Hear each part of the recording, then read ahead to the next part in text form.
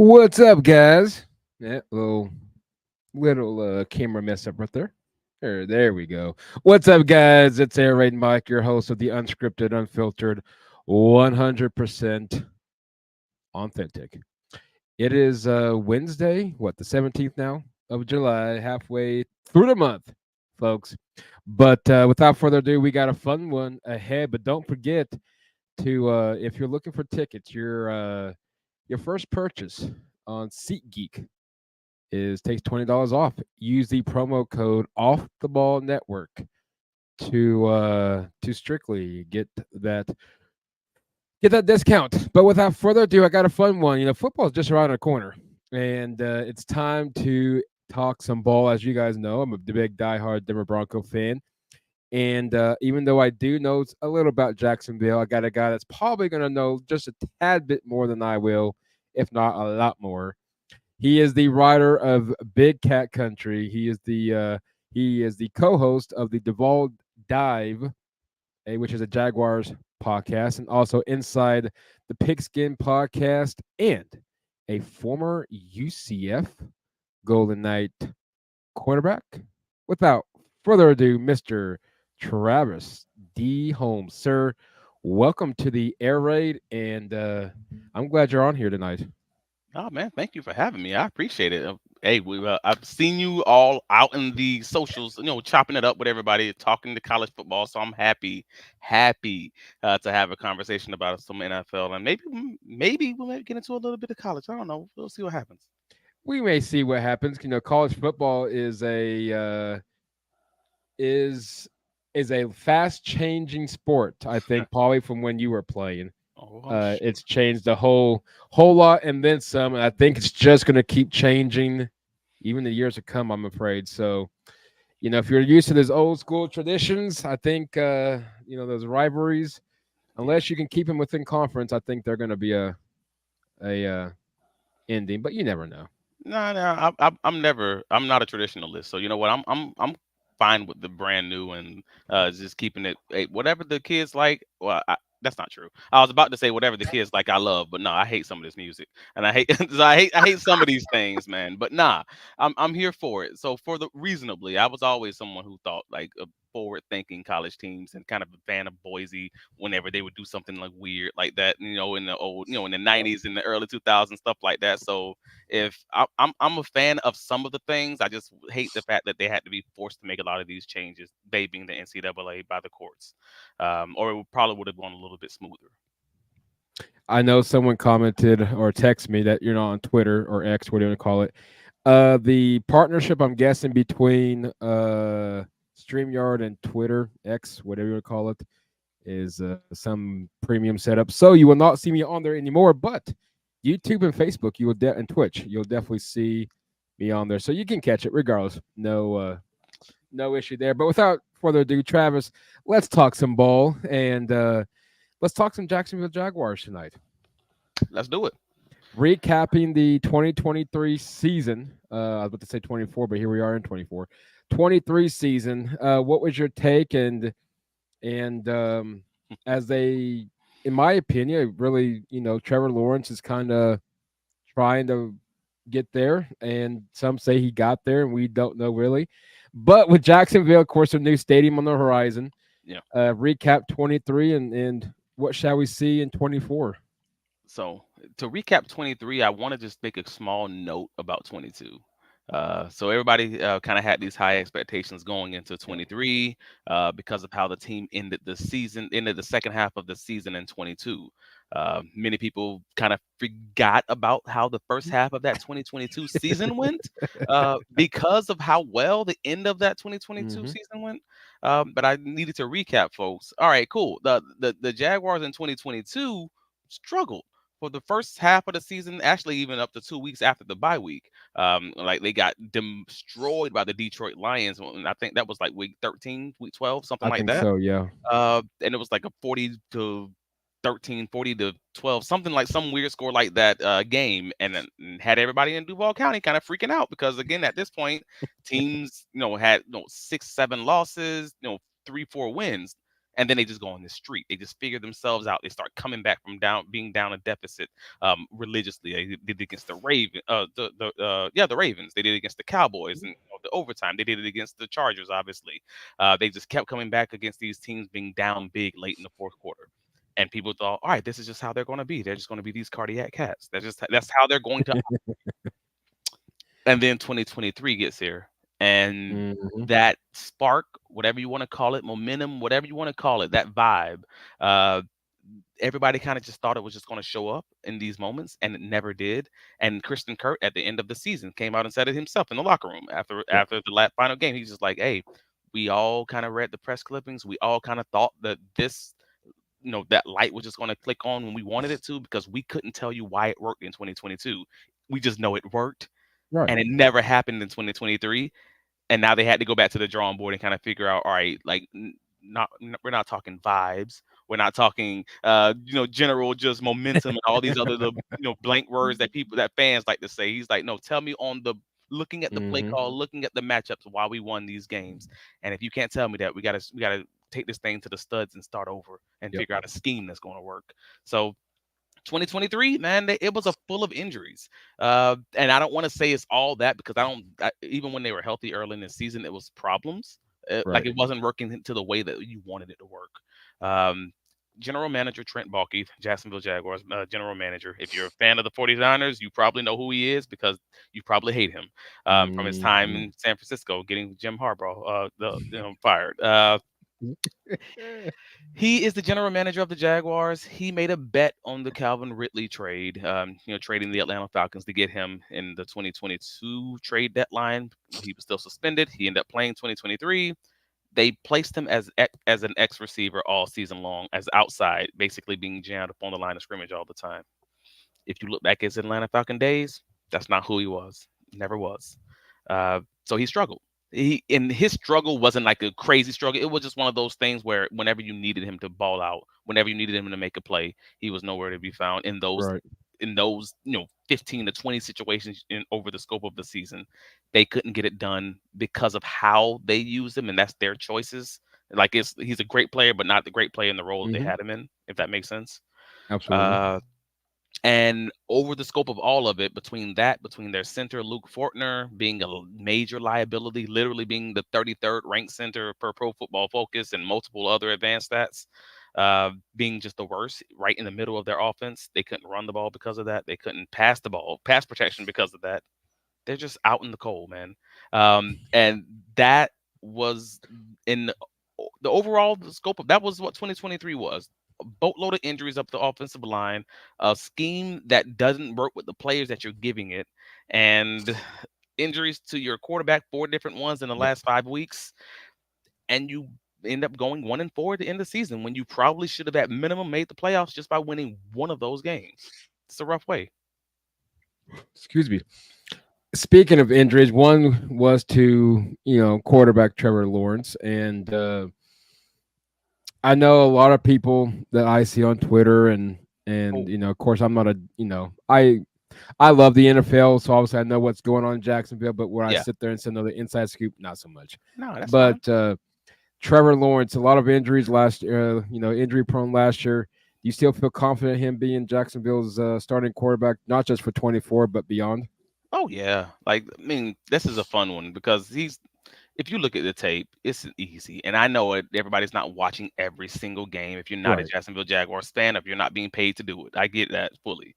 I'm absolutely confident in him because he was failed in every measurable way in 2023. As far as the supporting cast was concerned, Hmm. he had a bottom 5 supporting cast per Pro Football Focus when they put out their stats, and it was another one. That I'm drawing a blank on the website that put out another one that basically said something similar. It wasn't bottom 5, but it was like bottom 8, and I'm just like, at the end of the day, we get it. The Hmm. supporting cast around them just failed them in so many ways, and that's before we even start getting into the injury conversation up front.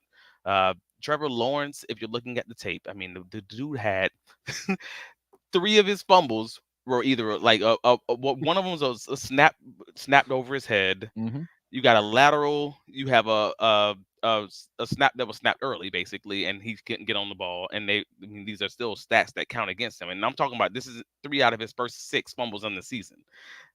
You have his interceptions. Literally half of them weren't on him. I did a Yep. breakdown. Does Trevor Lawrence have a turnover problem on BigCatCountry.com 3 weeks ago? Got a lot of text messages and messages about it. I was very happy about the way it kind of went viral quickly. It almost felt like I was an apologist, and it sucks, but I have the tape to back it up in the article. There's multiple clips, there's multiple stats. You can see it. BigCatCountry.com that talks about the fact that people say he has a turnover problem, and he does, but not in the way that they're thinking about it at all. Right. Basically, he will have a boneheaded play that makes you scratch your head and just bang your freaking head against the wall. Like, what were you thinking? He's going to have 4 to 5 of those every season. You just know it. You have to deal with it. He's a lot like Josh Allen in that way.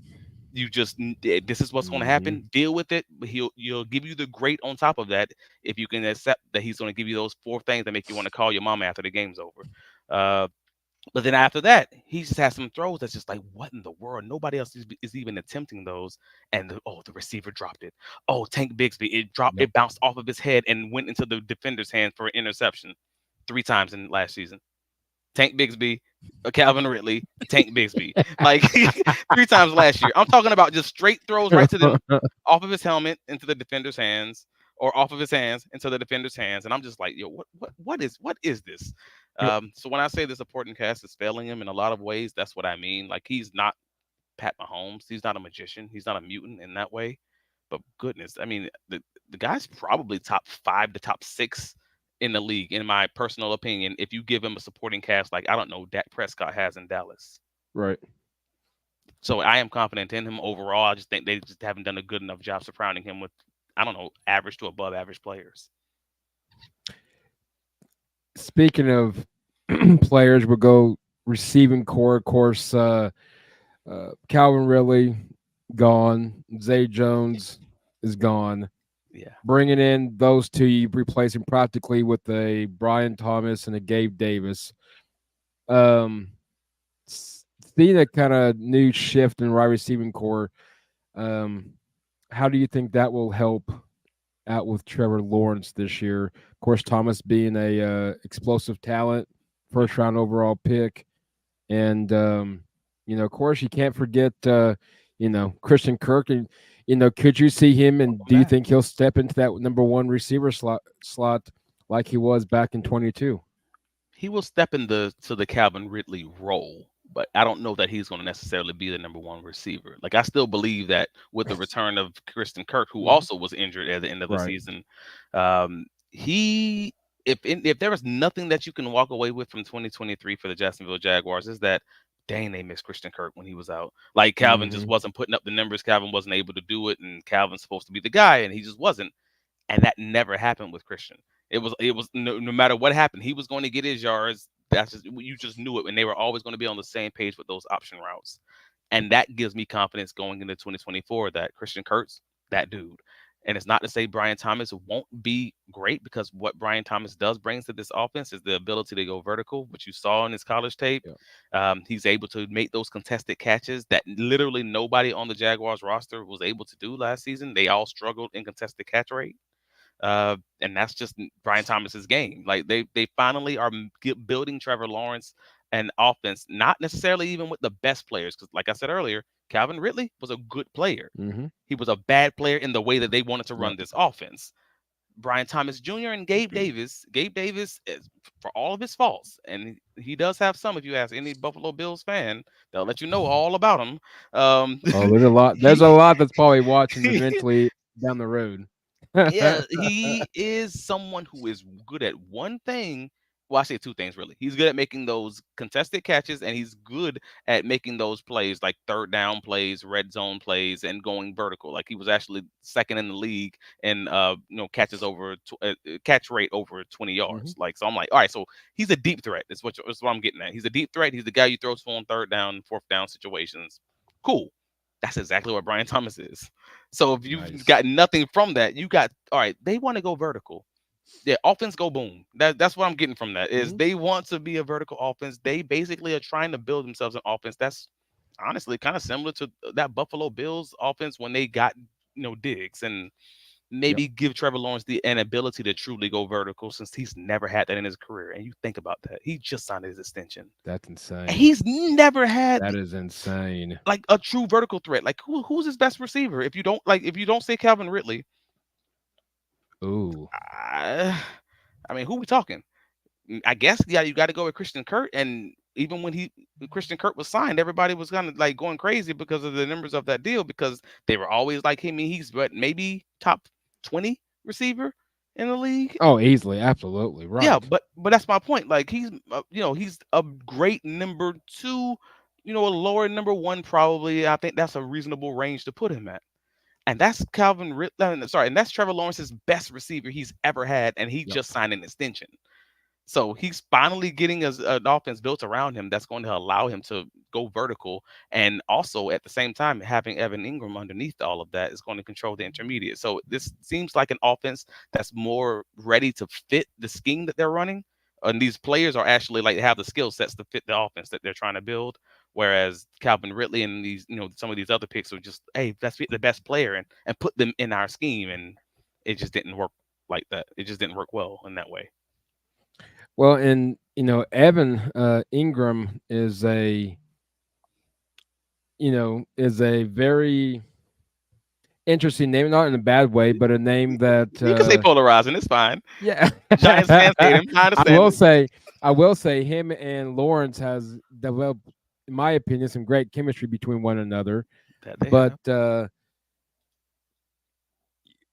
what's the Travis? Travis Etienne. Yes.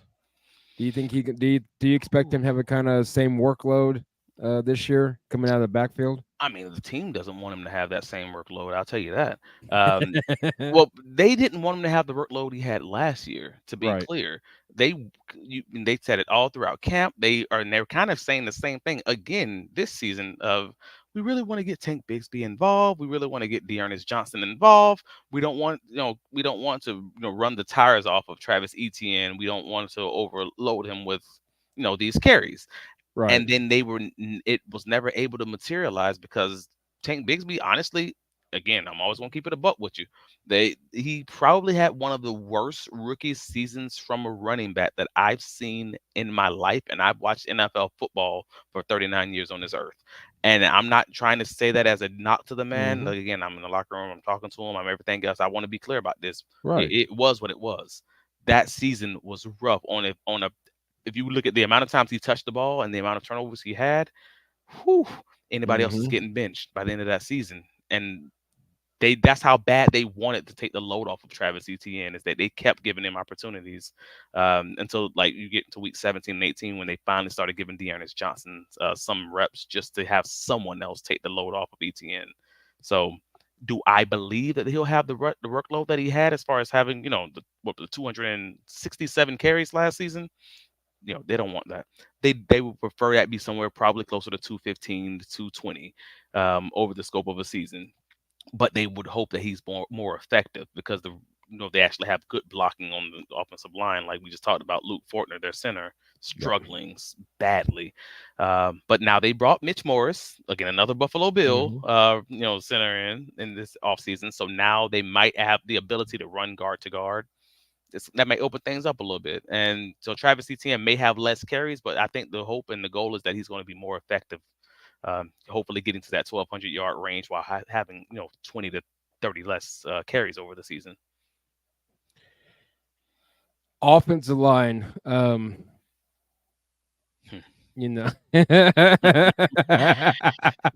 If you want to talk about the least confidence inspiring group on the Jacksonville Jaguars, if you can It's ask any fan, any person in the media room, they're all going to say that is that group is the least confidence inspiring group right now. I was about to ask you, where's the confidence? I know they've struggled. Where's the confidence level at headed into 24? And do Um, we see protection for Trevor to maybe hopefully get some injuries kind of avoided, or are we going to see a potential repeat for pretty much the whole scheme of the O line and potentially Trevor? Not wishing you okay. guys no bad harm No, though. I got you. I'm not trying to be the positive guy because I'm not that guy. I have a "this team makes me drink" shirt like that I've worn the mess out of. I have a had to get a second one because it got worn out. So believe me when I tell you, I don't just cover the team. I'm also a fan of the team who just happens to be blessed enough to cover the team I love. Right. Yep, So I feel you. this is an interesting one because 1010XL, which is a flagship station for the Hmm. Jaguars, they actually ran a poll and talked about which position group is the one that gives you the most confidence versus the least confidence, and they kind of just laid it all out there. And again, offensive line was the top on that list as far as the Yep. least. Well, sorry, I should say the bottom of the list. The least confidence inspiring part of this team is the offensive line based on last year because that was the crutch of the team. Couldn't run the ball because the offensive line couldn't block, couldn't pass the ball more than 2.3 seconds because they couldn't hold anyone. They couldn't it made everything difficult. Well, no one seems to be talking about the fact that I actually believe personally that this is the second most improved unit on the team. And I actually wrote an article to that effect on Tuesday on bigcatcountry.com asking, hey, what's the Jaguars' most improved position group? And the offensive line actually ended up being the second best. And it's crazy to me because that took me like, I don't know, 4 hours to write the article to put everything together. I didn't have that opinion when I walked into writing this article. Right. I want to be clear about this. There were two groups that just flipped on me. I thought one group was going to be incredible, and they ended up being like, "Oh, that's actually I think this is a downgrade." And the offensive line I thought was going to be just dreadful because this is where our confidence lies. And actually looking at it in comparison to that 2023 group, no, I actually think this is our second most improved group on the offensive line. You have Ben Barch, who got injured in preseason and was on IR all season, coming back. He's going to Hmm. help you with that guard depth after they traded for Ezra Cleveland late last season at the trade deadline from Minnesota. You don't have Cam Robinson on suspension, first 4 games, and he also got hurt the last in half of the Right. season also, so he Yep. only played 8 games last year. Uh, you got Mitch Morris from Buffalo, and well, I mean, and Anton Harrison, Brandon Scherf, they're still there. But you drafted Javon Foster as your additional swing tackle option. Overall, if you're looking at these like just side by side, hey man, you're upgrading or at least having significant depth at 3 of the 5 spots Hmm. for a team that struggled at offensive line and struggled having depth because they kept getting injured. They had like 17 different offensive line combinations in 2023, which was nearly an NFL record, which was set by Doug Peterson's Philadelphia Eagles when he got fired. So it's just one of those things that's just like, oh Lord. So they knew they had injury issues. They did something about it, and I actually give them credit on it. They improved the line. I don't know if it's going to work out, but you can't blame them for not trying. Like they have the guys coming in. Hopefully the scheme helps them out. Speaking of offensive line, still stick on that topic real quick. Yep. Uh, Quinn Meisner, of course, just re-signed with the Denver Broncos. Woohoo! I'm excited about that one. Yeah. But we continue to see the offensive line, especially guards, and I'm not saying centers and tackles don't deserve the money because we're seeing that around as well. But your highest paid guards is making a lot of money. Um, I saw that. Ben Barch, uh, saw Brandon Scherf ended up making Brandon, that yep, list. Yeah, you have Merce, who was like tied I think third. he was third. Let me see real quick. Yeah. He was tied Yep, third at tied for 20 third million a with year. Robert Hunt and Hmm. Quentin Nelson. Well, you got Mr. Brandon Scherf, who's a Jaguars right Yep. guard, who's at 10th with 16.5 million a year, which is fine. The only reason he's even at 16 is because they restructured him Hmm. because he's now going to be in the last year of his contract this season. And unless something wild happens, I don't foresee him being on the roster in 2026. Uh, because I think they believe Cooper Hodges, who he just came back from his IR stint last season because he was injured early last season. He's late. He's a mid-round draft pick. Actually, it might even be a 6th or 7th round draft pick if I remember correctly. Is a swing guard and center option for them. Hmm. Like he may be a third center option, but he Yep. also plays both guard spots. They believed even last year before he got hurt that he was going to be able to challenge Brandon Scherf for that right guard spot. Like there was some rumblings like from people I'm talking to in the building that's like, no. This dude's legit. He's more legit than y'all believe him to be because he's a mid-round, late-round draft pick. And I was like, I started believing him, and then he gets hurt in the preseason, so you never see it. So now we're just hoping that if he's not going to have an extended recovery, reacclimation after having spending a whole season on IR, that I believe that they're hoping that he's going to take Brandon Scherf's spot in 2025, so they don't have to extend him or try to have another fill in. That's my thoughts at least. But also, we already talked about you, Javon Foster. Yep. He might be your right tackle. They also have Cam Robinson and Walker Little, who is his backup at left tackle, both on the last year of their contracts. So we might lose both our starting and backup left tackle after this season. And more likely than not, if that happened, they'd just move Anton Harrison, the Jaguars' right tackle, over to left, and take Javon Foster, who they drafted in the 4th round this year, and just plug him right in on the right tackle and have a ridiculously cheap offensive line with this really expensive quarterback. Yeah, I don't sound angry, do I? I was about that's I think you answered my next question right right from the get go. The question the question is, do we see Jacksonville spending some money on the offensive line to help out Trevor? Well, Or you have two ways to look at this. You could look at it as if they're trying to go cheap on the O line, and that's why they drafted these. They got Ezra Cleveland for $8 million a year, and when they signed him this year, and everybody was going crazy in Duval County. Trust me when I tell you, everyone in the media was going crazy. Oh yeah, they signed him for $24 million, and I'm like, I mean, that's like nothing. And by the end of that free agency week, no one was talking. When they started seeing all these other deals that started coming out in the rest of the market for guards, they were like, oh, this is what the new market is for guards. People were silent.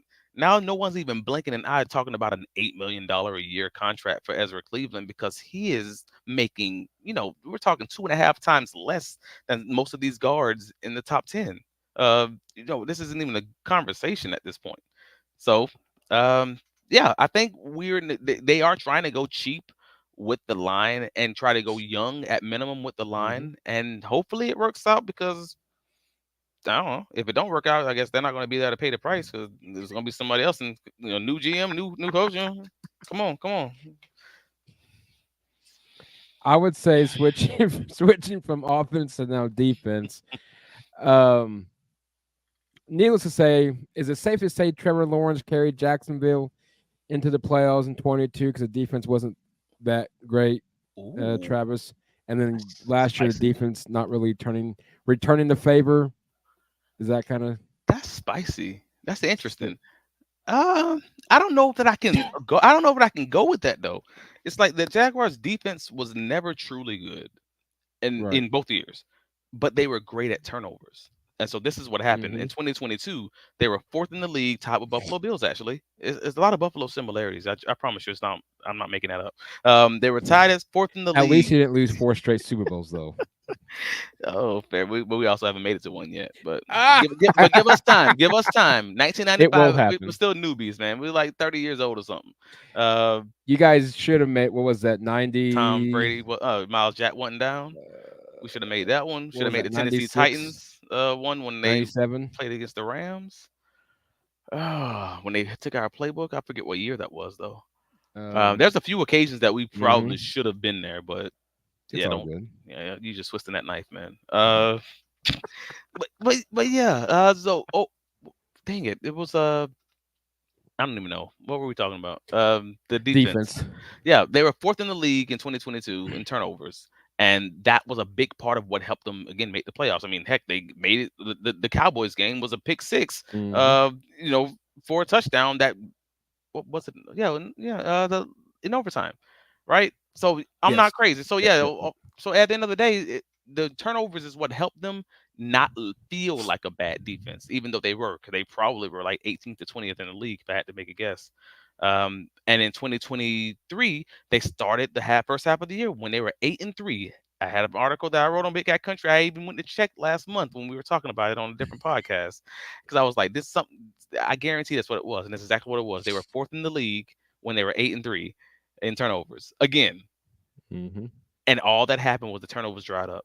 Yep. And as soon as the turnovers dried up, and then they had all the other injuries that came about within the offensive line we were talking about with Trevor Lawrence, with Christian Kirk, everybody else, it just became a situation where the defense couldn't bail you out and get you more opportunities to score. And you're now looking like this very, very bad Mm-hmm. team who can't buy a win. So it's not that Trevor Lawrence necessarily carried them because the defense played well when they needed to, but they weren't this great defense. They were just really opportunistic, and they were able to get some very good timely turnovers and moderately consistently. So I don't know if I say they were never a good defense, and that's the reason that the staff is kind of gone. It was understandable that they fired the Jaguars fired the Right. entire defensive staff and brought in Ryan Nielsen this offseason from the Atlanta Falcons. Uh, but also it just stunk when you have the defensive staff get let go. Meanwhile, everybody just sees all the fans when you're looking at it that it feels like the offense is struggling. Why are you only firing the defensive staff? It Mm-hmm. just stuck. The timing sucked. That's all because everybody had those questions. But yeah, the defense still had opportunities for 2 years straight. So I got it. With Armstead's being a big signing in the offseason from San Francisco, That guy. um, how is that going to help you guys out this year, and where is he going to be plugged in that for him? Woo, Super Bowl. Let's go. Nah. But the interior D line is the best. It is easily the most improved unit on the Jaguars roster, like hands down. It's not even a Mm-hmm. conversation. It's not even a question, because they never had interior pressure on the quarterbacks. Like they were bottom of the league in interior pressures from the tackle positions. We had Alonso Fatukasi and Roy Robertson Harris playing, majority of the snaps. They planned on having Devon Hamilton play significant snaps. He just signed an extension this past offseason. Yep. And in preseason, the man gets a spinal abscess. And I don't know if you've ever Mm. heard of spinal abscesses, but I've never heard of that one. No. all right, but you know what an abscess is. Picture having one Right. of those on Yep. your Yep. spine. There's a lot of people who this happens Mm. to. They don't come back at all. Like, and I don't mean like come back to playing sports. I mean like legit, like don't just live a normal life, like come back Right. kind of situation. So he was struggling with that for the most first, 5 to 8 games of the season. Oh, like he was on IR, he came off IR after week 5. And then even when he came back, he didn't have his strength back like normal. Like it was obvious. Like there was multiple games where he was just a healthy scratch. Like Wow. they couldn't. It was a process to get him back to normal. So at this point, it seems that he's closer to normal, if not normal already in this season. And they're hoping that he's going to be the guy he was in 2022, which got him that extension. But overall, with all of that, they had no interior pressure. They let Folaranzu Fatukasi go after this season. He's now with the Mm-hmm. Texans. And now with having Armstead lining up next to Devon Hamilton and some of the other guys who had significant snaps last year are now their second and third string guys. Like it's a legit upgrade when you have Wow. two guys who can actually be like Mm-hmm. legit pass rushers on your two tackle positions and giving Ryan Nielsen those tools to play with. All of that combined, this probably is one of the better defensive, tackle units that the Jaguars have had in Trent Baalke's tenure. And I don't think it's a stretch to say that. No, I wouldn't think so. No. Yeah, that we're talking the last like 4 years. I think Mm-hmm. this is might like legitimately be the best unit as far as the defensive tackles is concerned. True interior pressure that he's had. So I look forward to seeing what Ryan Nielsen's going to be able to do with them. Looking looking at your guys' schedule, and I'm pulling up your home games this year. Of course, your divisional games with Tennessee and Indianapolis and Houston. But you got New England, the Jets, Green Bay, Minnesota, and Cleveland. Then on the road, and including your divisional games, of course. Then you got Philly, Buffalo, Miami, Detroit, Chicago, and Las Vegas. Yeah. Of course, adding Houston, Indy, and Tennessee. The road games to me, for the exception of Chicago and maybe Las Vegas, depends what kind of week you guys grab them on. Yeah. Your tough. Your road games are tough. That's a tough. That is and maybe Tennessee. It's That's a not tough great. stretch. It's not great. It's not great. I No. mean, Mm-mm. it's not even a great way to start off the season. Like again, you're at Miami, Yep. you're at Buffalo, you're at the Titans, and those are three of your first. Oh, sorry, the Texans. I'm sorry. That's three of your first 4 games. Like that's not a easy stretch any means. I mean, again, if you were to get into the specifics, you have the Dolphins, then the Yeah. Browns, then the Bills, then the Texans, then the Colts. Whew, first 5 games, that's rough. And then you go to London for the Mm-hmm. Bears and the Patriots games back to back to back. So back to back. So the Jaguars have had some really good luck playing in London, because they've been one of the teams who's played there the most. So they're just used to the process. I get that. So I can see them having good luck, against the Bears and the Patriots. But there's some questions, man. Those first 5 games are going to tell a lot, especially when you're talking again a defense who is uh, going into a new scheme with a new coach. You're hoping that Ryan Nelson's going to be able to Yep. do what he did in Atlanta and flip that defense quickly, but he's going to be tested early. You saw what the Dolphins did to the Broncos last season when they nearly Yeah, put up what was 70. yeah, something like that. Mm-hmm. Well, you're going to be in week one giving White Mike a whole off season to plan for your Yep. defense, who is also just learning who they are. Like, we Mm-hmm. don't even know who the starting outside corner and the slot corner and all these other things are going to even be at this point because they haven't been able to put on pads. Whew, that is a tall task, and I'm not going to BS you and that like it's not. It is. Right. But overall, like I'm of the opinion, and I've spoken with a student of the game, Cal Nash, on our podcast, the Mm-hmm. Duval Dive, on Fridays at 11 a.m. wherever you catch your pods. Uh, but he believes that this is maybe an easier schedule than last year. I believe it's significantly harder because I think by the trade deadline, you're going to know exactly who this team is, right or wrong. And if they, on those first 5 games go like 1-4 or something like that, I can see guys on trade block. I can see the locker room being like, being a problem. I can see a lot of problems there, if that makes sense. Because it feels like like a must-win season, from Yep. my perspective. No, and leading up to that, I mean, looking at the schedule, let's say by the trade deadline, if it's not going as planned or kind of semi expected, Hmm. is Semi it? Are expect. you gonna are you gonna go? It's not really bad, but it's not great, but we're there. Yeah. Are you guys gonna? What's the chances are that over under? Let's just say high or low. The chances high to say it's safe to say that Jacksonville is probably potentially going to be selling a lot at the trade deadline. Well, I believe that, but I believe there are some guys they should have sold already. So, like, Ooh. it's so hard to trade for, like, tackles in the Mm-hmm. NFL. Right. But if you have a chance to get one, they have a chance to trade two. As we already talked about, there's two guys who I Right. already right now don't expect to be on the roster next year. There's also Brandon Scherf, again, a Mm-hmm. top 10 tackle. Yep. Sorry, top 10 guard who we're talking about. Who I mean, if you're talking to PFF grades and pass protection, he's a top 3 guard. Someone might pay something for him, even if it's just a third round, fourth round draft pick. Cool. I That's something that Trent Baalke loves. He loves his mid round and late round draft picks Mm-hmm. for nothing. So I could absolutely see it if they just want to get a head start on the planning process for next year. Do I foreshadow that to happen? Ooh, I hope not.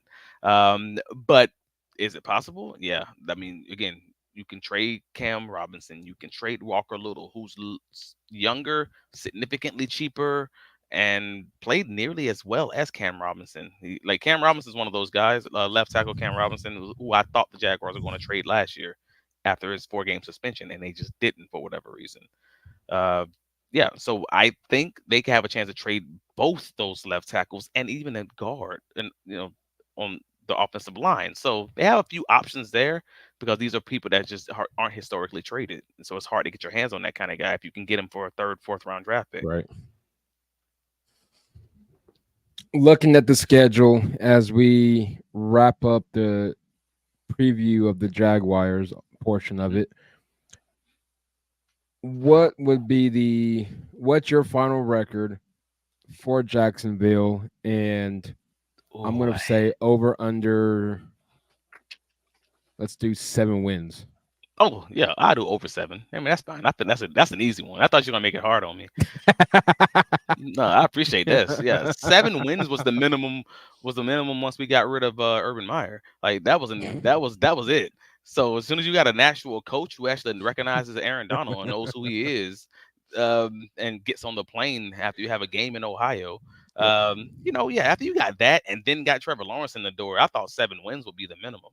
So yeah, I probably have them somewhere closer to that same 9-8 record that they hit this year. Nice. Right. But this is before preseason. This is before knowing what's Mm-hmm. going on with this defense. You can win or lose a game just on rookies being rookies and stuff like that. So don't hold me to this one until I can get a few preseason games, under my belt. But Right. I'm probably gonna go with that 9-8. But the 8 to 10 wins is going to be that sweet spot for this team. Personally, in my opinion, it's going to be a lot of winning or losing at the margins. Let's say it that way. Guys, Travis Holmes. Oh, Jaguars. Speaking of NFL, Russell Wilson, Denver Oh, Broncos, Russ. and good old Russ. He's. I don't know what his new slogan is. It was Let's Broncos country. ride. Let's ride. Yeah. Then what is he in Pittsburgh now? I don't know. Yeah, I don't know what the slogan is now out there. Man, he don't Kind need a slogan. He ain't earned no slogan right now. Just play ball, of. bro. Yeah, just Kind play of getting ball. from a non, I'll say my 2 cents from a bias standpoint, from just a fan standpoint of the game. What went wrong with Russ in Denver, and do you think he's going to get back to his old self like he was in Seattle and Pittsburgh, or is his days slowly starting to get numbered? I mean, what went wrong with Russ in Denver? Where do you start, bro? Because Well, it wasn't coaching all. didn't I want help. to be clear. It wasn't all Russ, but it Mm-mm. wasn't not Russ also. Right. Yeah, so he has some issues at the O line. He even has some issues with one of his receivers having injury problems and one of them just not being very good. Uh, and I don't want to put all of that on Russ, but at the same time, Russ was who he was, Mm-hmm. and the Broncos got him because he was one of the better quarterbacks available. But then they also wanted to put him in their system Yep. instead of allowing him to play in the system that he was you know that he wanted to play even in Seattle. So Mm-hmm. it was it's a lot for me, a lot like that Calvin Ridley conversation. You have a guy, but you want him to play your way and only your Right. way. And if he's not going to play your way, See ya. then yeah, see ya. But not, and I understand that. But then why did you get him? You knew that. You knew this is who the tape told you he was the whole time. And Mm-hmm. he was a guy who everybody was always going to have questions. How is he going to age in this game? Because he was a guy he wasn't necessarily running a crazy amount, but he was always scrambling a lot and trying to extend plays in that way. Like he Right. would run when he needed to. But for the most part, that was his game.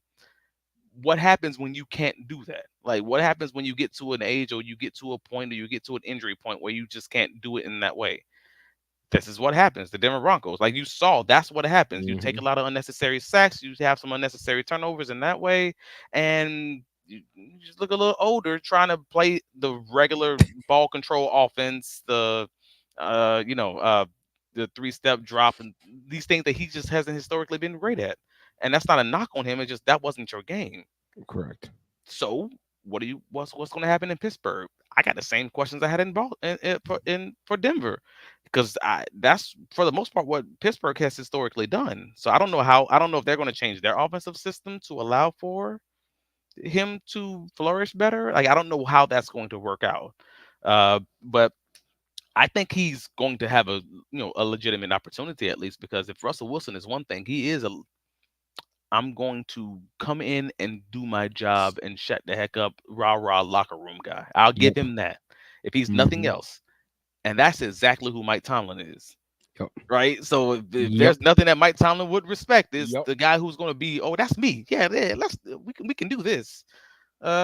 So I think that might be a good situation for him, but I just don't know if it's going to be a good situation for him. I don't know if there is a great situation for him at the way that he's aging, because I don't think anyone's going to build an offense for him to run, because he's not that top 5, top 3 Mm-hmm. guy that would merit having an offensive scheme made just for him, if that makes sense. No, absolutely, and I wish Russ the best. I have no ill feelings towards him or anything like that. I guess, I mean, I guess. but I guess, but All right. um, but anyway, no, he's wish him all the best. It just wasn't gonna fit. And I knew it wasn't gonna fit when we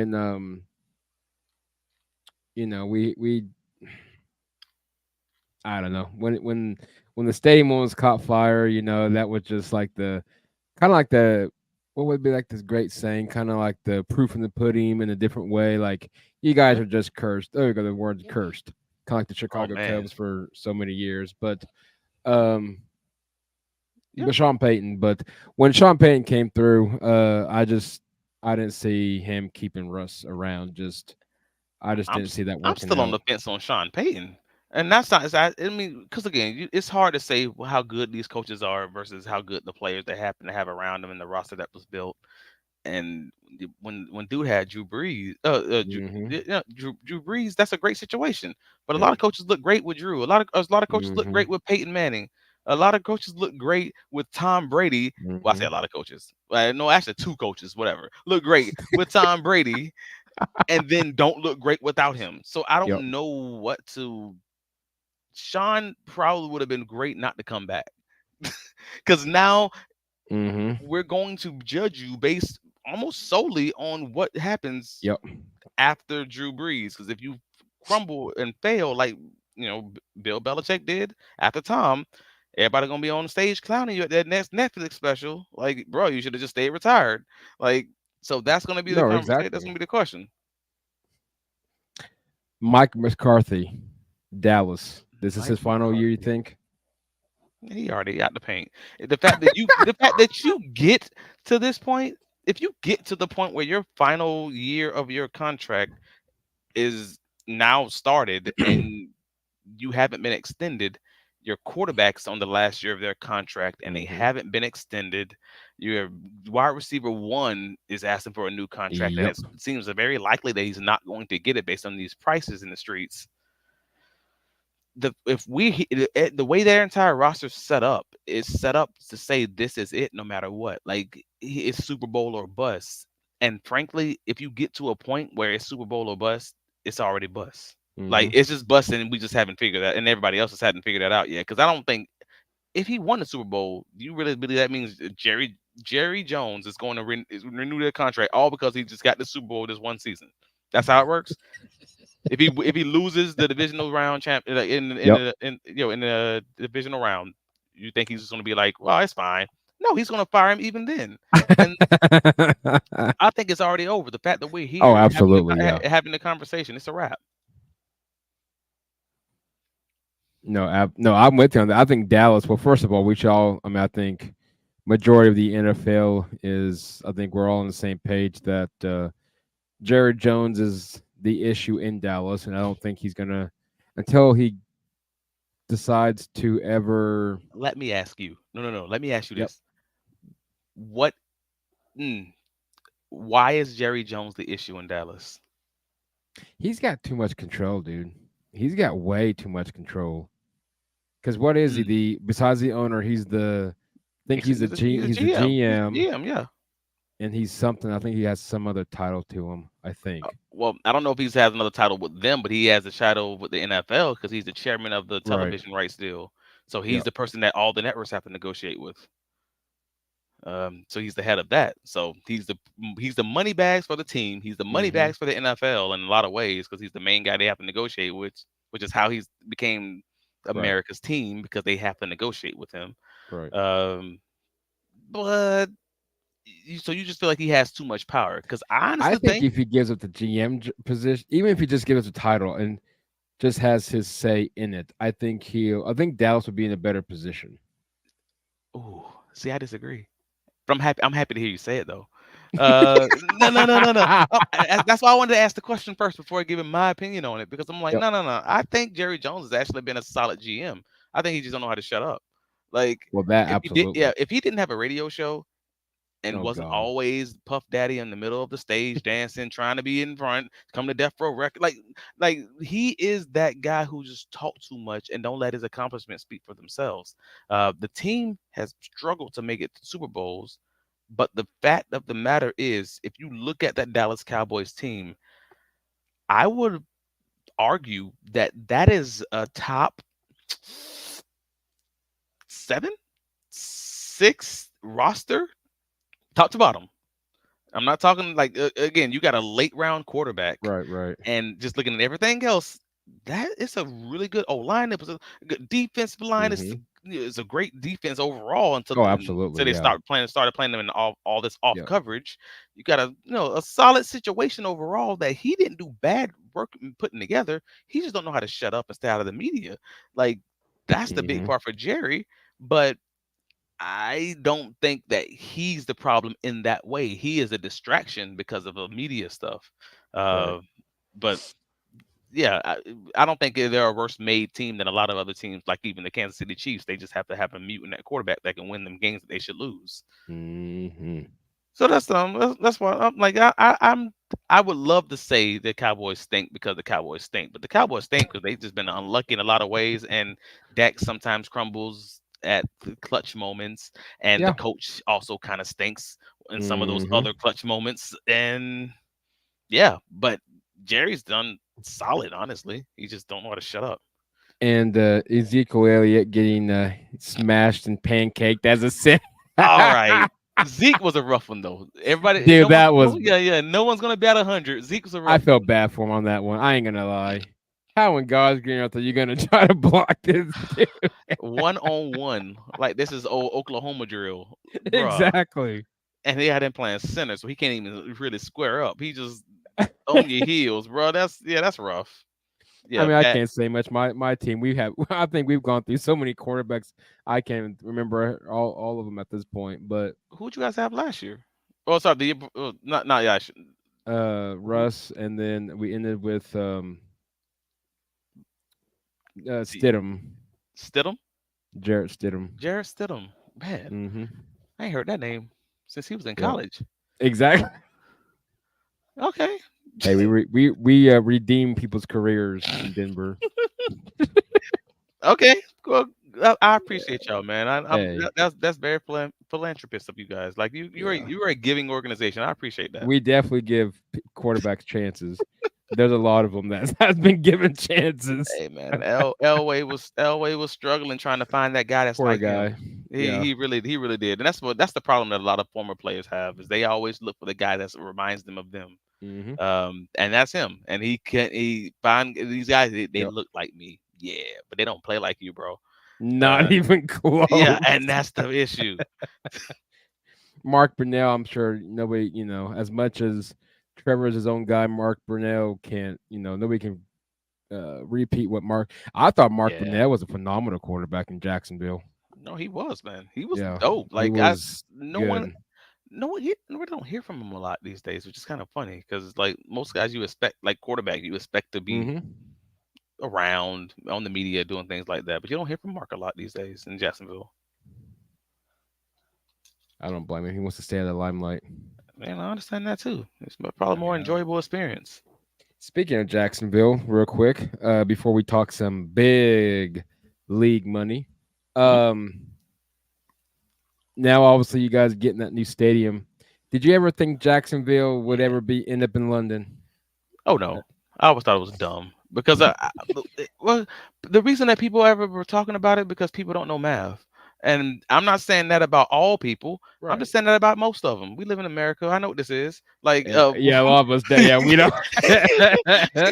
like it is what it is, man. I went to a public school before I went to these private ones. Like Yep. I get what's happening out in these streets with this education. All right, Yep. but most people, I'm an accounting major. I have Mhm. an accounting degree. I understand how numbers can be fudged and manipulated. I also know about London taxes, and because Right. of all of that, I already knew walking into this. There is a 0% chance that any team will move over to London. They kept talking about all these different ways. Hmm. Like the only way it would ever happen is if they gave a waiver for an NFL franchise to come over and and basically never pay taxes. The Oh. the players would never go for it because at the end of the day, wherever you play is where you're taxed for Hmm. your game. Exactly. Yep. So you believe you mean to tell me that I'm gonna be an NFL player and I'm gonna go to a franchise that's in London where I'm paying, I don't know, 40 to 50% of my paycheck is going to be going to taxes? No. And they're not going to give the waiver because they wouldn't give it to multiple soccer franchises. So I don't know what are we talking about? Right. Like Jaguars moving to London. Mm. There was always a pipe dream, but people Right. don't look into the details. So I'm happy to see them get this stadium. essentially approved, and I Right. because it's not there's still some city council back and forth, but for the most part, it's done. And we still have to figure out where they're going to play the games for the 2027 season. But it's great for Jacksonville. I'm just hoping that they can get that last 100. I I believe it was like 194, whatever it was, $1 million that's supposed to go to the community, that's Nice. like surrounding the stadium, the Hmm. east side specifically. Um, there's some conversation about whether or not they're going to open up the checkbook to actually provide that, even though that was what was initially negotiated. So we're hoping that that happens because the hood needs to be remade too. It's Well, around the stadium. Let's do it all. well, exactly. But again, the city council is known to be a little tight with the purses and make things a little difficult, right at the finish line. So we'll see what happens with that. I've never been to Jacksonville. Maybe one day I will. But how far will the new stadium be from the current one? Just got curious. Oh no, I mean they still haven't even approved the specifics of what that's going to look Gotcha. like, but it's more likely than not, 99.9% chance going to be in the exact same spot. Like Gotcha. they're going to shut down the stadium from the proposals that I believe got approved. Is they're going to have a limited what do they call it, population, a limited Hmm. attendance in the 2026 season. So they'll be Gotcha. like working on a part of the stadium, and then eventually for 2027 they'll just be like, all right, cool, we have to get to the bottom parts. So maybe they'll like start on the upper parts of the stadium, and it's going to be more like I don't know, rehab or Oh, a kind of like revamp, renovating it practically. more like a renovation, less like a new stadium, but almost like a new stadium because of some of the things that will be redone, if S- that makes sense. Like some of the So pretty main much like a things that have to major be redone. upgrade. You will call it a major renovation. Like it's technically it's technically a renovation if you knock down a house but you leave the structure. Right. Like you know what I mean? Like in that way. It's basically going to be a new stadium in a lot of ways, but it's going to be a renovation because there are some parts of it that's going to be just the base of the stadium and things like that that's going to still stay the Right. same. Gotcha. Gotcha. Gotcha. Yeah, I was wondering, because they just show the pictures. They don't really, and I couldn't tell you Yeah. where in God's green earth it would even be at anyway. But But a full brand new stadium would probably cost them somewhere in the $2 to $3 billion range, whereas they can get this done for the 1.5 and still have a great structure. It will still last them 30 something years. What's the point? It's fine. Like it's gonna look moderately similar to Miami or something like that. Yeah, that right. that, that works. Speaking of money, you posted. Let me pull it up here. I want to I posted. Oh, get what did all I post? the. Let's go. Here we go. Hmm. It's very interesting. The WNBA is getting a lot of talk, of course, with you know, um, Caitlin Clark. Caitlin Clark. Thank you. I was like, I know I can think Yeah, of it. Caitlin Clark and Angel And Reese. Yes, Andrew they're Reese. doing this Yep. thing. They're making this. And They're turning this basketball into boxing, and we love them for their sacrifice. hey, I mean, I ain't knocking it because I'm not gonna lie. If it wasn't for those two, I don't know if you would hear the words WNBA besides Thank you. through whatever on TV. I don't know. I'm Yep, not disrespecting. It's just the truth. it is what it It's is. Yeah. just how it is. But looking at it, and it's a great revenue thing that you created. There, so listeners out there, if you're watching it, Yeah, yeah, go, yeah. Go to Travis D Holmes yeah, on Twitter. Travis Travis D Holmes on Twitter. I posted it early this morning. It's just like a revenue chart that talks about how each of the top four sports leagues make their money, and it gives you the breakdown of like not just how much money that they make, but how their CBAs are constructed. So in one case, like the NFL, 66% of their CBA income that they make comes from television contracts. It's the national TV, it's the hmm, media. But the big chunk of change for the MLB comes from ticket sales, yep, 31%. Biggest chunk for for the NBA is also TV national media rights, which is 41%. But hmm, the NHL is the big one for ticket sales because theirs is 44%.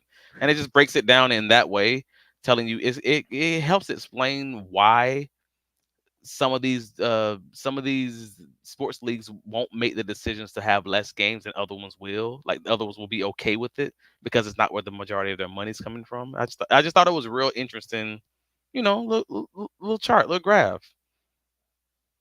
What I find is interesting, Travis, is the fact that MLB Hmm. and the NHL are strictly driven on ticket sales. I well, hockey, I get probably I could see that, especially because national television, even though that we have the Dallas market, and I guess you can throw in the Blues and the Avalanche, if you I guess if you want to Yeah, call them in the OKC market, mainly obviously Dallas and the Blues, but MLB obviously Rangers and the yeah. Cardinals on that one as well. But why do you think that is that strictly? I'm kind of curious your intake. I'm probably gonna go with Yeah. the fact that national media, me for example, I just don't get into hockey and I just don't get into it, and I'm just not gonna watch it. And so, even if it is a game 7 of the Stanley Cup, I'm just not gonna watch it. Is it the interest in the national television for, let's say, baseball and hockey? The interest just not there anymore, and that's why the NBAs and the NFLs, and I'm sure the WNBA as well. It's more the national television wide media now at this point because of the interest, or kind Well, of get your take on that one. this is interesting. So some of these sports have obviously like I don't know how to start where to start with this because the MLB has 30 teams, Yep. right? Uh, so there's 30 cities or 30 niche markets because all these sports at the end of the day kind of come down to being niche markets. Like they're niche sports. Like I consider them a lot like I consider college football. They're all niche sports, and then they just all right, you have this market, you take care of Hmm. this market, you take care of this market, et cetera, et cetera, et cetera. And the fun thing about the MLB and the NHL both being sort of niche markets is that means that your majority of your income is going to probably come from only those markets. You're not going to have a great portion of fans that's outside of those markets, and you have to know that walking into it. So they created their CBA to kind of mirror that. Like they had that expectation walking in. So it's not that there is not this crazy amount of national, interest or national, interest as far as the television contracts. It's just to say that man, you are cutting off, I don't know, 30, 40% of the Right. nation where people just aren't going to want to watch that because you're not 100, 200 miles close to this team. Whereas if it were something like a national sport like football, you might have somebody that's 200, 300 miles away and they still might want to watch this team because this is the team for this is the team for the state. Or in the case of Florida, we Hmm. got three teams. You know what I mean? Like so Right. that it just changes the ball game a little bit for the NFL versus the MLB. So they end up having to negotiate their contracts where mainly on ticket sales, which is why those teams in those two sports don't historically want to reduce the amount of games that they have. They because that's their money. That's the vast majority of their money is coming from that. So if you're reducing that, you're reducing my paycheck, and we don't like reducing paychecks. Yeah. No. Mm-mm. Nope. Whereas the NBA, I mean, you have smaller rosters, so you have less people to pay, and the same thing with the NFL. You have larger rosters, but it's all about the big Yep. money. It's about the TV contracts because everybody wants to watch it. And I don't care where you are. I don't care what you're doing. The NBA game's gonna be on if it's on. Like that's and that's the same thing with the NFL game. It's just kind of what it is. NBA and NFL they oversaturate the market. An NHL game might be on and you might not be watching it where you are, and that's what I mean. I'm guessing. I'm kind of curious.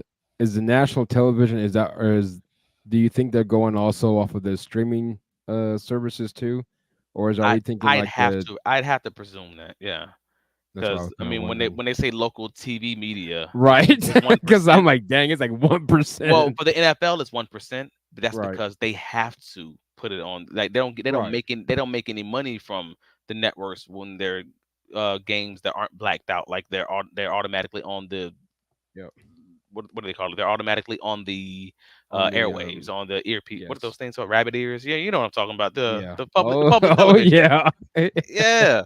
So Yep, whereas the when it's rabbit ears nowadays. local team media for the NBA, there are many times where the NBA has games on Hmm. where they don't have to air them and they will. So they at least the NBA is able to sell some of those off. And get a little bit of money back. That so that's for the NBA it was at 13% for the local media. So the NFL is just the one out of everyone who had previously had that antitrust situation with Right. nationally. So that forced them to put the games on for free on these channels. So that's why they're at 1% for the local media. I know TV gets in out now with the Sunday NFL ticket and stuff I'd like bet that. I'd bet that that's covered under national media slash It's TV. got to be. Yeah. 'Cause that's a big. Do you think there's a lot of there's a lot of money that's in TV though? That's the big thing. Yeah. Well, that's a lot of money that's in TV for these guys, for football Exactly. specifically, because there's a lot of money Do you see that's a lot of money in TV in college. Yeah, and then just it's a football thing. college? Is speaking of that, I'm gonna get kind of. I'm gonna re-question how I'm trying to think of how I'm gonna ask. Excuse me Okay. about the NBA and the NHL, but or NBA, MLB and the NHL. I think the NBA and the NFL is doing wonders on the national television side. Yeah. Um, college realm. I know you played some ball at Central Florida, Hmm. and now, of course, the part of the. In case anybody's been sleeping on the rock, Central Florida is no longer. Well, at the time, it was the AAC. When you were playing with Central Florida, what conference was the Golden Knights in when you were playing, Travis?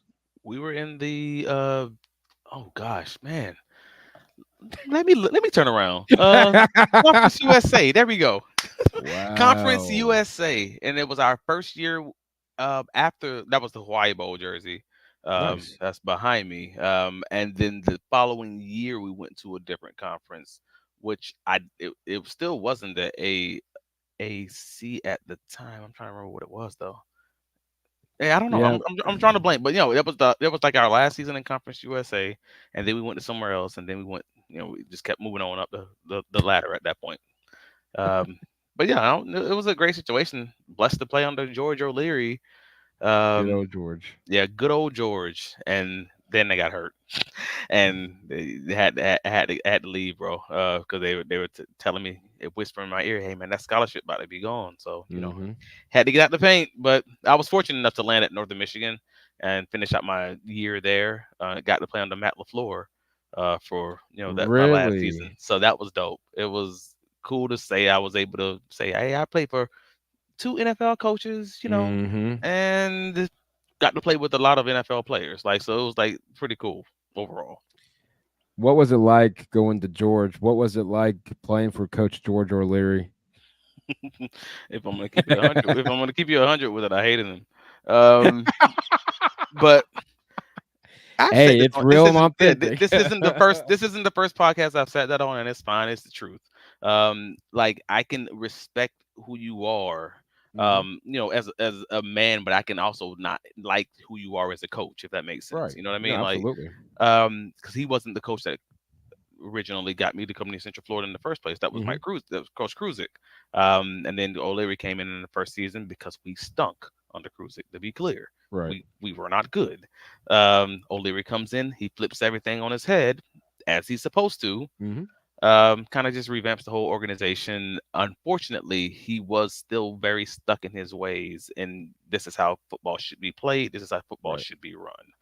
And we talked about this earlier. I said, Hmm. "Hey, I'm the kind of guy that I always, even when I was playing college football, always envied those teams like Boise's, like Fresno, all those teams that Yep. were willing to push the envelope and do things different.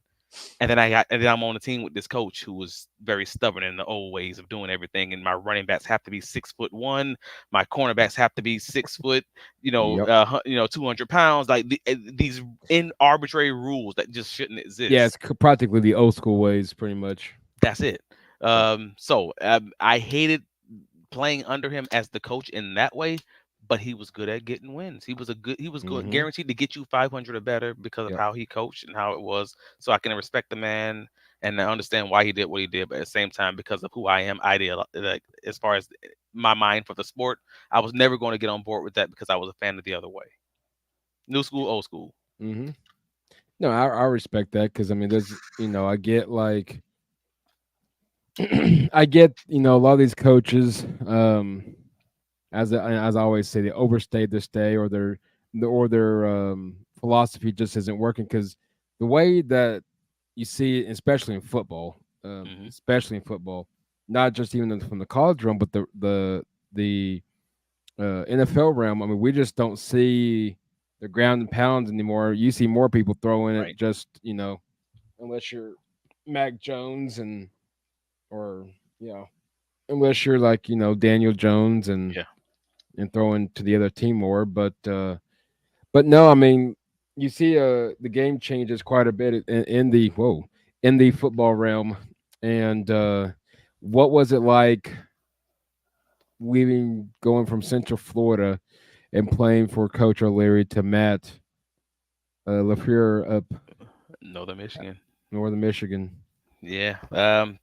Honestly, it was dope. Because I'm supposed to say, hey, I go from this team who Mm-hmm. we lose the Hawaii Bowl on a missed extra point by Matt Prater in triple overtime. Yes, that was the last play I had to remember. Wow. Missing the triple overtime. Matt Prater missed extra point. So we lose the Hawaii Bowl. And then I get to go from Florida, Orlando, Florida, Mm-hmm. to Marquette, Michigan, UP, 30 minutes from Canada, up there with the Olympic ski team and the Mm-hmm. Olympic track team, Olympic ski team. Goodness, it was not normal, to say the least. It was different. It was weird. It was cool. It was wild, but also just it was significantly just different, man. Like LaFleur was cool, and you didn't know at the time that he was going to be the guy he is now, but he was a very like he was he's the guy who always had it. Mm-hmm. Like you always knew he was going to be dope, but you never know if somebody's going to be like that dope. To be an Right. NFL coach of Green Bay freaking Packers. But he was always a Youper, and that's what they call the guys from Northern Michigan. He was always a guy who is a Michigan bred kind of person. Mm-hmm. So him going to Green Bay was right in line because he was from Grand Rapids, Wow. Michigan, when we went to school, coaching up there in Northern Mm-hmm. Michigan, all those same Detroit Lions connections that gets him right in the way of going to the Yep. NFL. With the Redskins with Matt LaFleur, the guy in Sean McVay. Goodness gracious, getting him Yes. going out with Yep. Sean McVay, pitching, turning left and going right to Green Bay Packers. Like it made total sense as soon as that hire happened. I'm just like so happy for him, happy for his wife. It was a great situation for him, and it was a fun time for me to get to see snow and play in snow. And I mean, again, I'm a Florida kid, bro. Like I'm born and raised in Florida. Before Right. going up to Northern Michigan, I had never seen snow. It was like that, and I went up there and it was a Wow. snowstorm on my visit. So I'm just like, oh, this is crazy. Oh, let's do it. Let's go. Like, that's it. Was she wearing shorts on your visit? Nah, I wasn't wearing shorts, but I also wasn't wearing a jacket. Like I wasn't ready for it. Like just keep it a buck. Yeah, I wasn't ready for it, but also I knew I hadn't seen snow at the time, and getting up there allowed me to travel the nation, bro. I've been to every state now. Like Very nice. just by the end of college, I was Hmm. able to say I had been to every state because of playing football, UCF, playing football, Northern Michigan, and then I was a business manager at a newspaper conferences everywhere. Hmm. Get to travel everywhere, man. So it was dope, man. It was just an interesting situation for sure. I'm not going to be very familiar with the opponents of Northern Michigan, but I'm still going to ask both questions, both questions for both universities. Okay. Who on the road? What was your best road experience in Central Florida, and then same goes for Northern Michigan.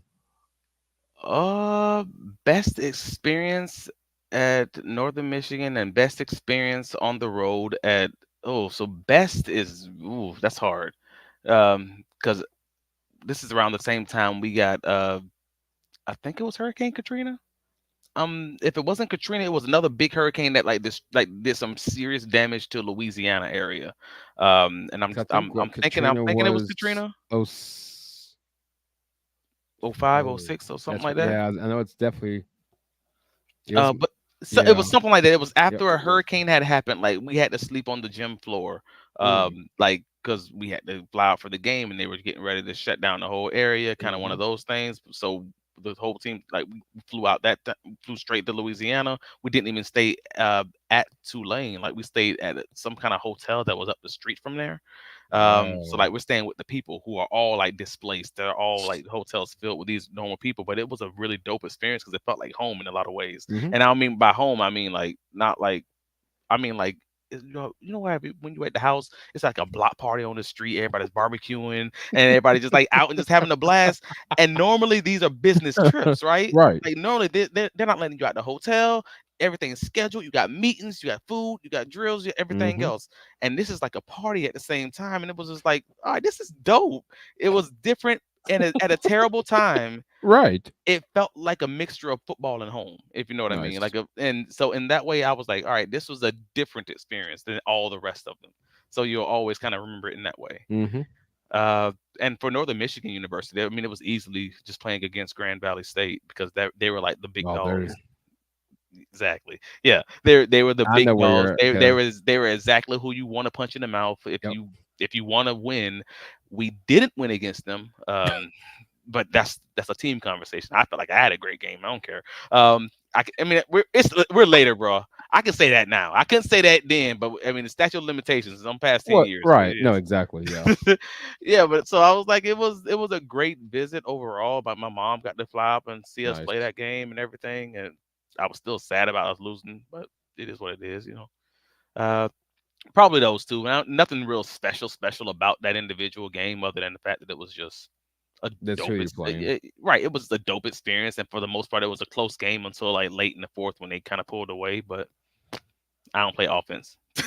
I play defense. I can't score points, bro. I don't know what to tell you.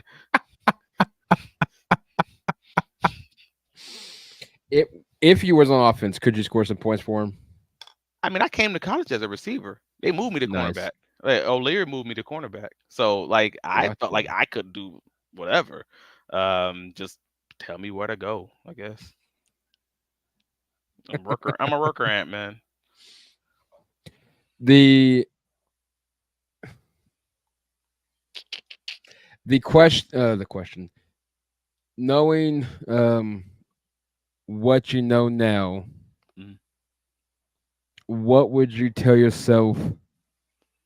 Let's say you're in Central Florida days. Anything? What would you tell yourself anything different if you could tell your old self back in those days? Anything, or would you still let everything play out to where you are now? That led you up to now where you are now. I would have told myself a few things, man. Yeah. It depends on how you want to look at it. Professionally. I'm gonna tell. I mean, I am absolutely going to tell my son if you end up playing sports, you need to become an agent, or you need Mm-hmm. to be if you're not going to become an agent, then you need to become a coach. Like one of these two things, because I feel like I squandered that opportunity. Because I had an opportunity to be a GA with Northern Michigan after Mm-hmm. my final season up there. And the corporate America was calling my name, so I quit after a few months, and just kind of did the thing that paid me real money versus the thing that Right. was going to pay me, $20,000 and give me free rooming or something.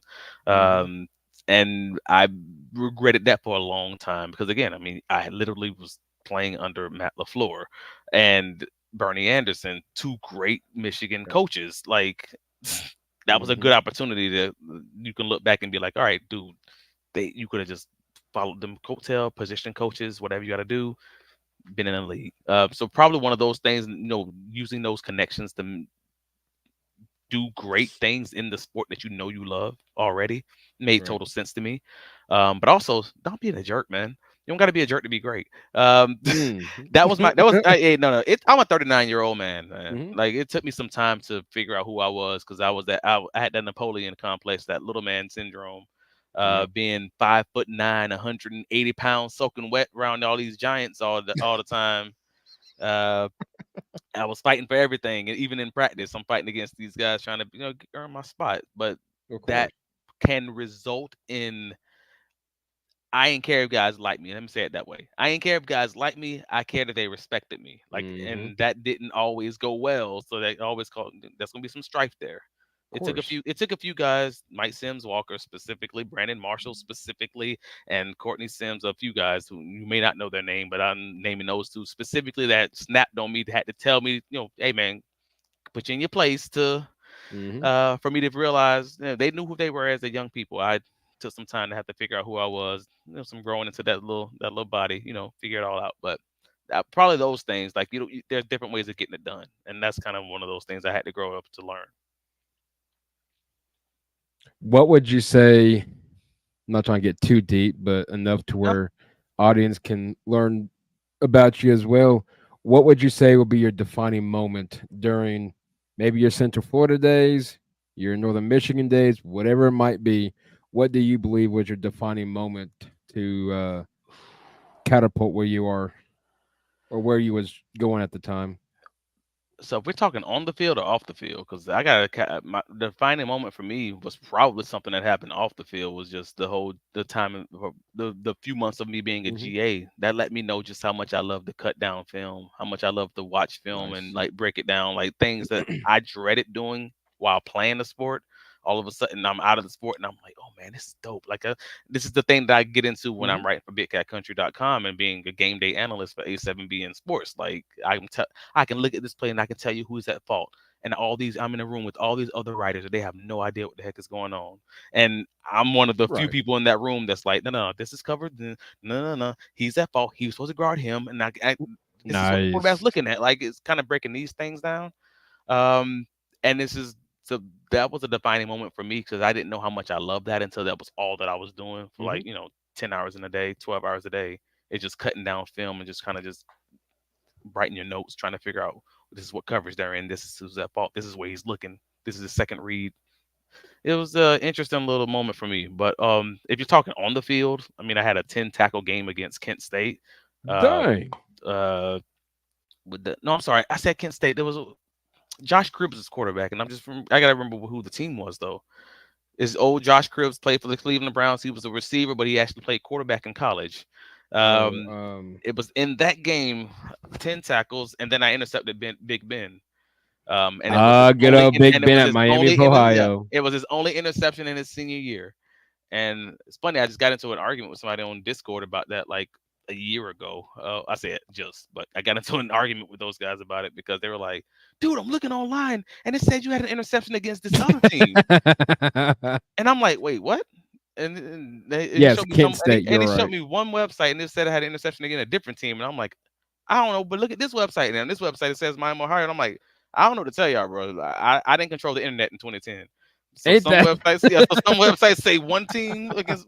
At the end of the day, I got an interception, and I'm saying it was against Big Ben, and the internet's telling me it's against two other people. I don't know, man, but that was probably it.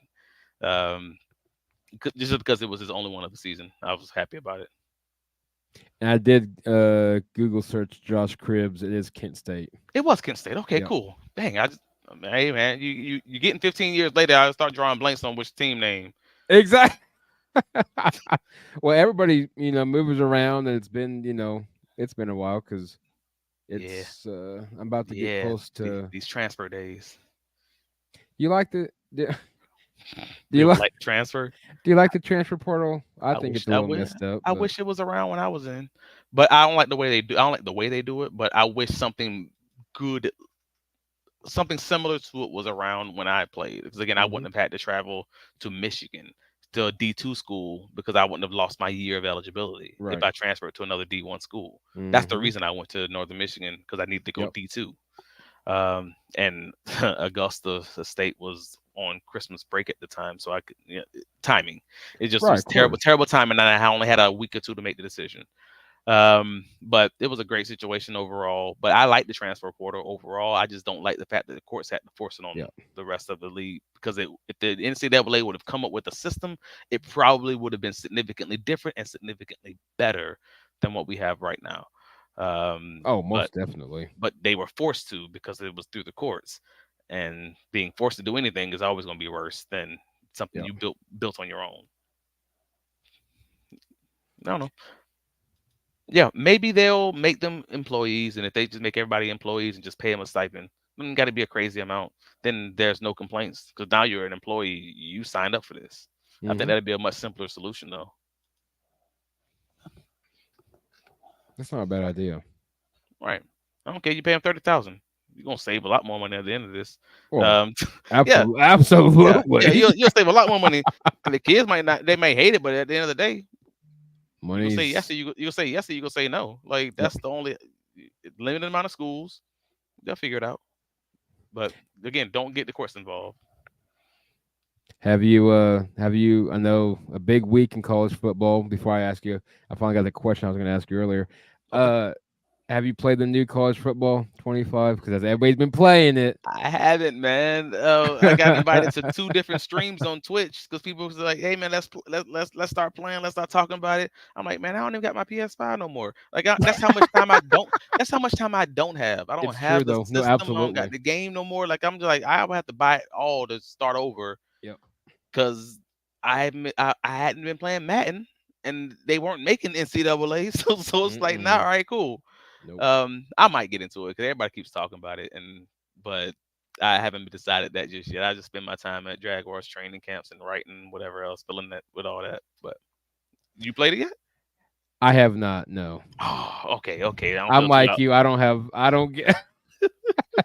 I just don't have time, and when I do, I'm so. Maybe like you said, maybe eventually I'll. I haven't played it since it wasn't 14. I don't think I played 14. It would have had to been 12 or 13. Man, you're gonna get peer pressured into doing it. Watch. You are. You The are. old You are. childhood game. You are. Somebody you idolize is gonna be like, hey man, come and play me and blah blah blah. You're gonna be like, all right, let me do this. That's what it's gonna Let me take. go. Let me go get this. Yeah, Let me yeah, yeah. go. I'll be back. No, Yeah. it's I know I'm sure eventually I will, but not. No, I haven't yet. I kind of figured I let the true gamers make those videos that we all can watch They seem to love them though. and dream of. Those gamers right now seem to love it. Yeah, no, they're making those videos like nobody's business, and right now I'm hearing pretty good things, but at the Yeah. same time I'm like, I'll get there when I get there. Facts. Okay. Wait. So what else you got? You got anything else for me? Last one, and then we wrap this thing up. We're going back to that chart. Um, Okay. do you think that and maybe not, it's just maybe how this whole thing's gonna be. Do you think Okay. the NHL and the Major League Baseball is gonna do something? I know they got the I don't know, Major MLB. I think has some type of like a um, kind of like a thing like a Sunday ticket. I think they do. I don't know, maybe not anymore. Um, anything they may try to up their market brain when it comes to national televisions for those two organizations, or you think it's just going to be we're going to keep it fan base to these fans and they're going to watch if they do, they do, they don't. Well, I think that's the structure of how these things are built. Like I personally just believe that's just how the MLB and how the NHL is built. Like I think it's built very similar to colleges, like to how college football works. Is college football is a niche market. It was never really built to have national champions. It was these Right. small cities and small communities who just have, and everybody kind of just control their little area and they play in that way. Mm-hmm. And because of the way that they're built, like again, the NBA was always built with these NBA teams Yep. representing these states and these regions. It's a little bit different. There are certain colleges and certain, well, I mean, certain colleges, certain MLB teams, certain NHL teams that kind of just can represent the whole state. But for the most part, that's not most of them. They're city related, they're region, they're Right. niche, they're niches. So because of the way that they are set up from the jump, it's like I don't know that they, because MLB does have the MLB TV website, Mm-hmm. their little package, whatever. But I don't know how much demand there is going to be for it because of outside of those markets. You're just not going to have a lot of the fans who Mm-mm. are following it unless they kind of like move from that area or something like that. So that's the piece that's just like the NFL works because the NFL is a global sport that has the full region's attention, and they're they're the sport for the United States. MLB is kind of the same way. Again, they represent the overall teams, and they play a boatload of games in all those areas. Mm-hmm. Baseball kind of has that same thing, but it's just that a lot of again, if you're not watching, most people are you're just watching your team. Well, I can, absolutely. Yeah. I can, yeah, yeah. But for the NFL, you watch NFL. If the Hmm. NFL is on, it doesn't matter if it's your team. No, You're exactly. probably still watching. Yep. That's national recognition. That's national TV rights deal. You know what I mean? I can make the same argument for basketball. Hmm. If you love basketball, you're probably watching if it's your team or if it's someone else, just because, or maybe certain teams, Right. certain 5 to 10 of them, whatever it is, but you're watching. You can't say that for baseball, and it's so many dang games. It's like if it's not Hmm. my team, I'm not watching, and that's what I mean when I say it's a niche sport. It's just I'm in this for my team and only my team. A lot like college football. Right. I can see that. Yeah, so that's why I don't see them doing it because I don't know that there's going to be the demand for it to make the dollars make sense. Nope. I think that's fair. Nope. Cool. Think that's fair. Guys, it's been a fun one. Travis D. Holmes, dude, had a blast as always. Yeah, man, that's a fun time, man. And where can the listeners catch you out on your socials and all your good content that's out there? Well, you can find me on all the socials, Travis D. Holmes, right here. You can find all my writers covering the Jacksonville Jaguars on bigcatcountry.com. Yeah, again, take a look at that Trevor Lawrence. Does Trevor Lawrence have a turnover problem article from last month? Or, getting an update on all the different position groups for the Jaguars. I just posted that on Tuesday. Again, bigcatcountry.com. If you're looking for any Jacksonville Jaguars podcast, myself and the student of the game, Cal Nash, have a podcast. He's with Sports Illustrated Jaguars on SI. Nice. I'm with Big Cat Country, and we air on Fridays at 11 a.m. The Duval Dive, a Jaguars podcast. Uh, Other than that, if you're just looking for some general NFL takes or NFL information, Inside the Pigskin from the South Florida Tribune. We airs that on Tuesdays at 8 p.m. And for the most part, I think that's basically everything. I appreciate you having me, sir. Hey, I appreciate you taking the time out of your schedule and as training camp and all that good stuff and Next is week, is next week and yes. I'll be that's why I love watching everybody's training camp sessions and so hey, I'm sure I'll be looking forward to catching your content from there and what you're saying before as we wrap up Denver Jacksonville AFC Championship game this year. That would be amazing if just one of those teams made it, but if both of them made it, bro, I don't know what in the world. I would love it. I can tell you right now, America would hate it Oh, for absolutely. sure. I would be ecstatic. But come on. But Make it I don't care where they play it. Jacksonville and Denver. Well, I mean, Denver. at that time of year, you absolutely want this to be in Jacksonville because I don't think you even gonna want to be in Denver with all that snow. Come on. Yeah, you gonna want No. this. You gonna want this Jacksonville, Florida, 40-degree weather. Hey, you can't beat the well. I like the mountains, but sometimes you can't beat the beaches. So I'll put it that way. Okay, okay, cool. I respect it. Guys, it's been a fun one. Listen to the Air Raid Attack anywhere you get your podcast from. And next week, Miss Adley coming on. We'll talk then. Guys, have a good one. Stay safe and be kind to one another.